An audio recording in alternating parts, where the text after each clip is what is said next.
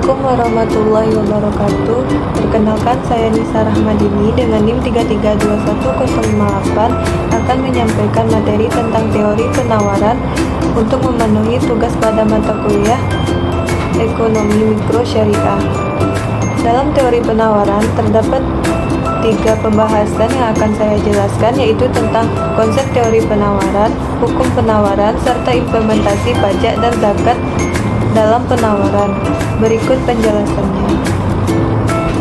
Materi yang pertama yaitu tentang konsep teori penawaran. Harga suatu barang selalu dipandang sebagai faktor yang sangat penting dalam menentukan penawaran barang tersebut. Oleh karena itu, teori penawaran atau supply selalu memfokuskan perhatiannya pada hubungan antara tingkat harga dengan jumlah barang yang ditawarkan. Permintaan adalah banyaknya jumlah barang yang diminta pada suatu pasar tertentu dengan tingkat harga tertentu, pada tingkat pendapatan tertentu, dan pada periode tertentu. Ibnu Khaldun berpendapat tentang penawaran. Bila penduduk kota memiliki makanan berlebih dari yang mereka butuhkan, akibatnya harga makanan menjadi murah. Tapi di kota kecil, bahan makanan sedikit, maka harga bahan makanan akan tinggi. Ketika barang-barang yang tersedia sedikit, harga-harga akan naik. Namun, bila jarak antar kota dekat dan aman, akan banyak barang yang diimpor, sehingga ketersediaan barang yang melimpah, sehingga harga akan turun. Kemudian yang kedua yaitu hukum penawaran. Hukum penawaran pada dasarnya mengatakan bahwa semakin tinggi harga suatu barang, semakin banyak jumlah barang yang akan ditawarkan oleh penjual.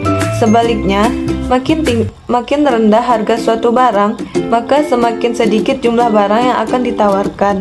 Misalnya, harga buku tulis pada suatu pasar adalah 5.000. Para penjual akan menawarkan sebanyak 1.000 buku tulis.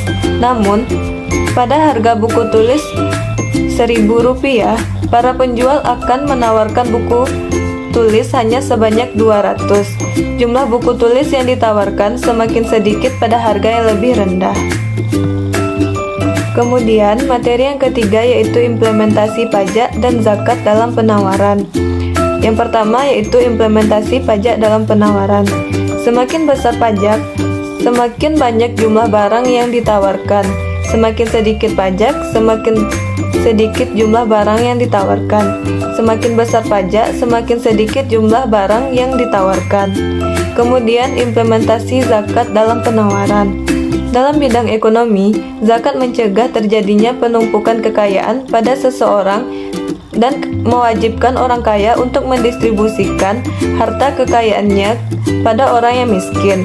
Zakat yang dikenakan kepada hasil produksi adalah zakat perniagaan.